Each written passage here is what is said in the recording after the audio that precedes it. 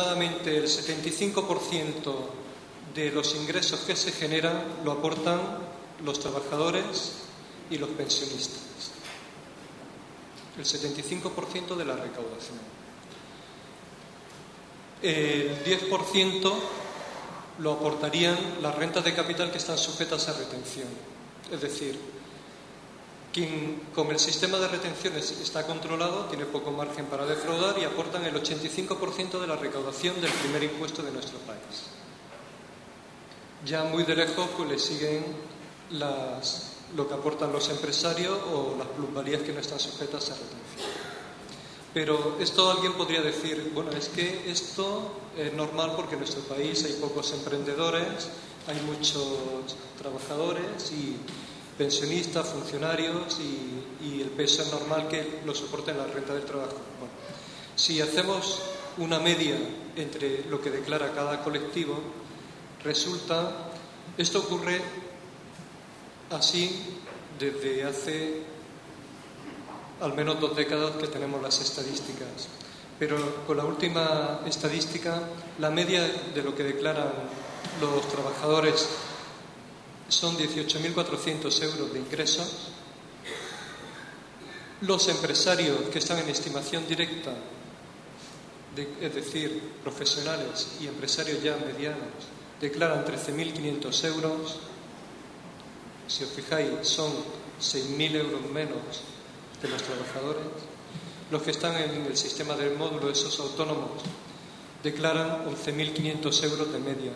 Es decir, tanto los empresarios y profesionales en los que están integrados médicos, abogados, notarios, no quiere decir que todos declaren eso, pero de media declaran ser 1.000euristas y declaran que ganan unos 6.000, entre 6.000 y 7.500 euros menos que lo que le pagan de media a cada uno de sus trabajadores. Y esto pues no parece que sea algo que esté en la conciencia social o en la percepción social posiblemente de todos los que estemos aquí en esta sala. El rendimiento de los agricultores y ganaderos que están en el sistema de módulos es aún más pequeño. Es verdad que el gobierno ha intentado favorecer esas actividades porque muchas son ocasionales o coyunturales, algunos pues pueden tener algún hobby y declaran algún rendimiento de este tipo, pero la media está en 3.500 euros anuales de beneficios. Estamos hablando de beneficios.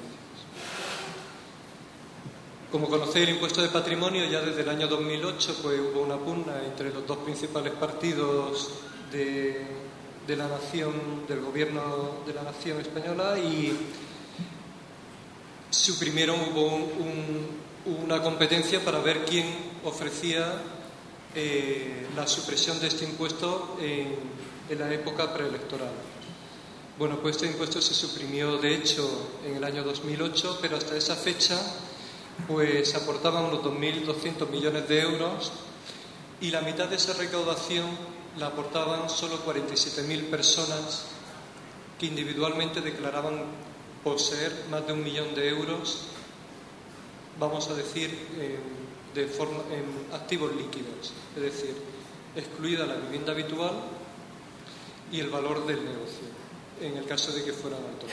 Es decir, 47.000 personas solo en nuestro país declaran poseer patrimonios individuales netos ya de deudas superior a 1 millón de euros. Si comparamos esa estadística oficial de lo que se declara con lo que las entidades de banca privada, las que hacen los trajes a medida a estas personas que tienen grandes rentas, grandes patrimonios, pues la diferencia es muy grande. Personas que declaren entre 1 y 10 millones de euros puede haber en torno a 48.300 personas que no son declarantes de patrimonio y, sin embargo, las entidades de banca privada dicen que existen.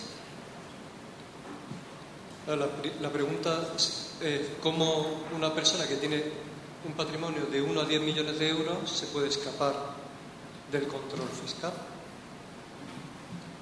Hay muchos mecanismos, las entidades de banca privada están muy especializadas para hacer trajes a medida, para constituir sociedades instrumentales, sociedades patrimoniales, SICAV, cualquier otro vehículo de inversión dentro de la legalidad tributaria, cuando no utilizar trust o fideicomiso en paraísos fiscales, como recientemente hemos podido descubrir gracias a una cuestión accidental.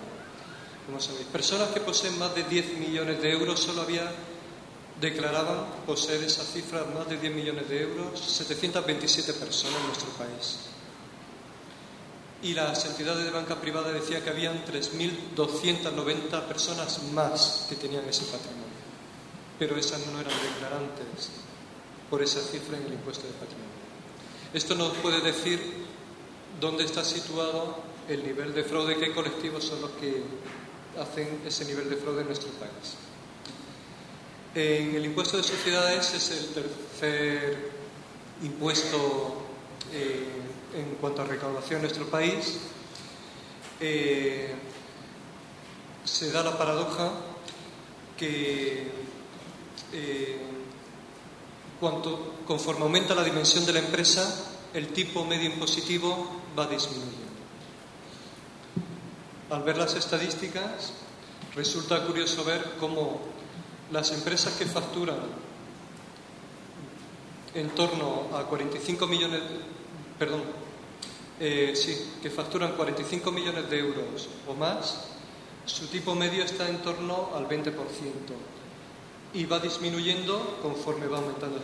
Empresas de más de 180 millones de euros de facturación, que estaríamos hablando ya de multinacionales, grandes corporaciones empresariales, su tipo medio es el 19,6%.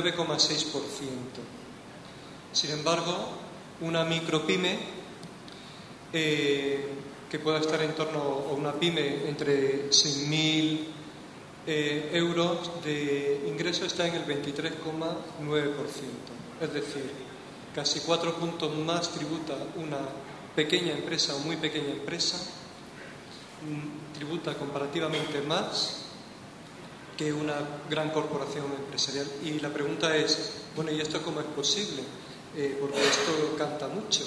Bueno, pues esto es posible porque la ley del impuesto de sociedades, como conoceréis muchos de vosotros, contiene multitud de opciones fiscales, desde las fusiones, escisiones empresariales, empresas de tenencia de valores extranjeros, etcétera, muchas posibilidades, libertad de amortización, para declarar exenta una parte de sus ingresos y no tributar. Y eso, habitualmente, ese tipo de operaciones no está al alcance de las pequeñas empresas. No porque la ley se lo impida, sino normalmente porque no tiene un gabinete especializadísimo que le pueda hacer ese traje a medida de esa pequeña o muy pequeña empresa. Eso solamente está al alcance de las grandes corporaciones. En el sector, entre los sectores de las sociedades, sectores económicos que más pueden defraudar, el sector de la construcción y promoción inmobiliaria es el que más destaca, como podréis imaginar, por esta costumbre tan latina que tenemos de escriturar a un precio notoriamente inferior al realmente pagado cuando compramos una vivienda, un inmueble, un local o un terreno. Esto hace que la defraudación, lo que es la evasión fiscal de estas empresas, en torno a 250.000 empresas que se dedican a este sector, cada año oscila entre 8.800 y 8.200 millones de euros de evasión fiscal, es decir, lo que no entra al Tesoro, tanto por impuesto de sociedades como por IVA, por esa práctica de escriturar en B una parte de las transacciones inmobiliarias. Y eso a pesar de este pinchazo de la burbuja inmobiliaria. Como conoceréis, quien se haya tenido que enfrentar alguna vez a la compra de una vivienda o pagar un alquiler, en ocasiones no nos hacen el contrato y muchas veces se paga en metálico. Bueno, cuando son cantidades importantes se suele utilizar los billetes de 500 euros, que no sé si todos conocéis qué formato tiene, qué color tiene. Posiblemente, aunque los conozcamos mucho, no lo hemos tenido nunca físicamente en la mano. Bueno, hay tantos billetes de 500 euros no sé cuánto estaremos hoy aquí, pero bueno, para tener una idea, cada uno tendríamos que tener algo más de 2 billetes ahora mismo en la cartera, no en el banco. Es decir, 1.000 euros en efectivo tendríamos que tener cada uno de los que estamos aquí. Si somos 100 personas, pues serían esa cantidad de dinero la que estaría actualmente en metálico en este momento. Esto, desde luego, no lo tenemos en nuestro entorno, nuestros compañeros de trabajo, nuestros vecinos, nuestros familiares. Esto lo tienen algunas personas y nos damos cuenta cuando hay una operación policial, cuando se registra un domicilio, que aparecen personas que han tenido esos billetes de 500 en bolsas de basura, enterrados en cafeteras o en cajas del colacao en el jardín, o como paginador en los libros de una biblioteca, o en los trasteros, etc. Bueno, el famoso caso del proveedor de los sellos de Forón y Afinsa, recordaréis, esa persona tenía un falso tabique en su vivienda y dio la circunstancia cuando explotó aquello que se acababa de hacer, y la policía, cuando fue ahí, aquí huele a escayola fresca, dio ahí y encontró nada menos que 10 millones de euros en billetes de 500, la mayor incautación de la historia en estos billetes en nuestro país. Hay tantos billetes de 500 euros.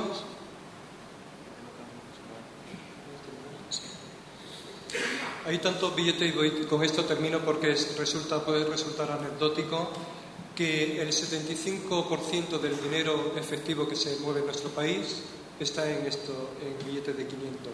Y tenemos tantos que con los datos de abril de este año tenemos el 17,8% de todos los billetes de 500 de la eurozona, de los 17 países de la eurozona.